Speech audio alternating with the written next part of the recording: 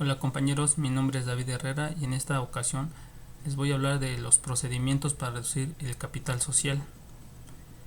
El acuerdo de reducción del capital social real o nominal debe tomarse por la Asamblea General Extraordinaria de Accionistas, según lo dispone el artículo 182, fracción 3 de la Ley General de Sociedades Mercantiles. La exigencia legal de cumplir con esta formalidad constituye una protección indirecta de los derechos de los accionistas, dado que pueden oponerse al acuerdo de reducción en los términos del artículo 201 cuando consideren lo lesionados sus intereses. La ejecución de las reducciones de capital se realiza por 4 puntos. El primero, por cancelación o nulificación de las acciones.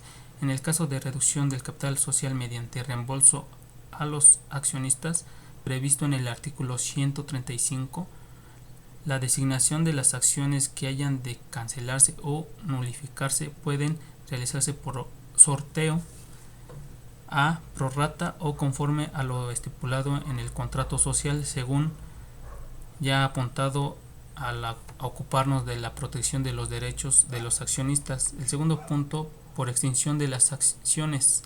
Si las reducciones de capital son forzosas, es decir, si obedecen a que la sociedad concedió a sus accionistas la liberación de realizar aportaciones no exhibidas o a que adquirió sus propias acciones, el procedimiento se reduce a declararlas extinguidas según previenen los artículos 121 y 134. El tercer punto, por reducción de su valor nominal. Esta forma de reducción supone que todos los accionistas soporten proporcionalmente el número de sus acciones al sacrificio que impone la reducción que ha sido acordada. En consecuencia, este procedimiento solo puede ejecutarse en los casos en que la reducción provenga de reembolsos o de liberación concedidas a los accionistas hechos a prorrata o bien de la aplicación de pérdidas de forma proporcional a las aportaciones de cada socio. Y el último punto, por fusión de las acciones.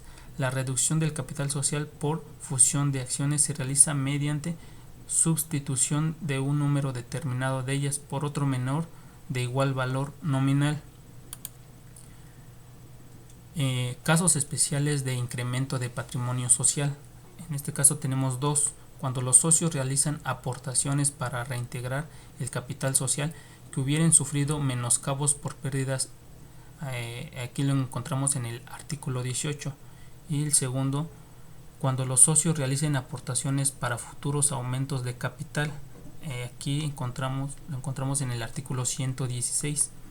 Aunque ambos casos no ameritan mayores comentarios, y nos parece conveniente anotar que para efectos fiscales las aportaciones para futuros aumentos de capital no son consideradas partidas patrimoniales sino créditos a cargo de la sociedad, motivo por el cual con frecuencia se les da contablemente el tratamiento de pasivos. También tenemos el patrimonio social. Puede ser válidamente disminuido sin que ello implique una reducción del capital social en dos casos. El primero, cuando las sociedades decrete el pago de dividendos.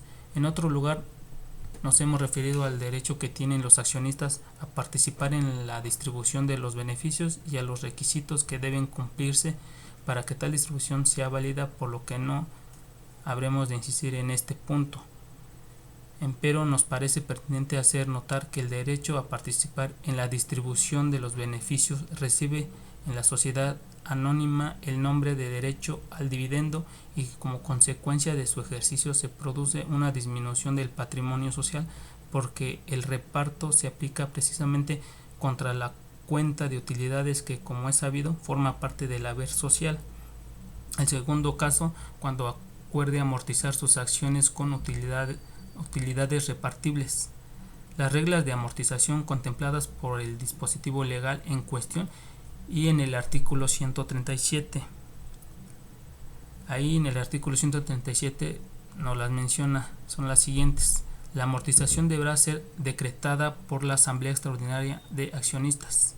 Solo podrán amortizar acciones íntegramente pagadas. La adquisición de las acciones para amortizarlas se hará en bolsa pero si en el contrato social o el acuerdo de la Asamblea General fijaren un precio determinado, las acciones amortizadas se designarán por sorteo ante notario o corredor titulado, bien entendido que el resultado del sorteo deberá publicarse por una sola vez en el periódico oficial de la entidad federativa del domicilio de la sociedad. Los títulos de las acciones amortizadas quedarán anulados y en su lugar podrán emitirse acciones de goce, cuando así lo prevenga expresamente el contrato social. En el evento de que se emitan acciones de goce, estas podrán conferir o no a sus titulares de derecho de voto y deberán otorgarles un derecho limitado a las utilidades y al haber social. La sociedad conservará a disposición de los tenedores de las acciones amortizadas por el término de un año, contado a partir de la fecha de la publicación antes mencionada, el precio de las acciones sorteadas y, en su caso, las acciones de goce, si vencido este plazo no se hubieran presentado los tenedores de las acciones amortizadas a recoger su precio, y las acciones de goce aquel se aplicará a la sociedad y estas quedarán anuladas.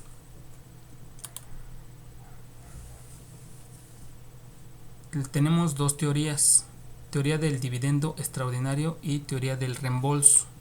En la primera, conforme al punto de vista de Thaler, la amortización de acciones con utilidades repartibles equivale a la distribución de un dividendo extraordinario, por cuanto al titular de las acciones amortizadas se les restituye no su aportación, sino el equivalente de ella, y conserva la posibilidad de recuperar su aportación. Cuando la sociedad entre en la etapa de liquidación, Mantilla Molina parece aceptar esta tesis, puesto que afirma que las acciones de goce tienen propiamente la categoría de tales y que, desde el momento en que el capital social permanece intacto, en realidad lo que se ha entregado al accionista no es una parte alícuota de dicho capital, y no hay por qué desconocer el carácter de socio. En la segunda teoría del reembolso, según esta teoría, a la cual se adhiere Rodríguez, la amortización de las acciones con utilidad repartibles implica un reembolso del importe de la acción por las siguientes razones. Al menos en México, el texto de la exposición de motivos niega a las acciones de goce el carácter de acciones. La emisión de acciones de goce no es forzosa, sino potestativa para la sociedad, lo que sería ilógico si se tratase de un dividendo extraordinario, porque en virtud de este dividendo se privaría al socio de todos sus derechos, porque tampoco se explicaría que en la participación de los beneficios y en la cuota de liquidación queden propuestos los titulares de las acciones de goce a los demás accionistas, si no se reconoce que la ley configuró así esta situación, porque sin duda entendió que la acción quedaba reembolsada en su capital, y si se tratase de un dividendo extraordinario, tampoco sería concebible que pudiese privarse al accionista del derecho de voto. Bueno, compañeros, esa es mi participación y muchas gracias por escucharme.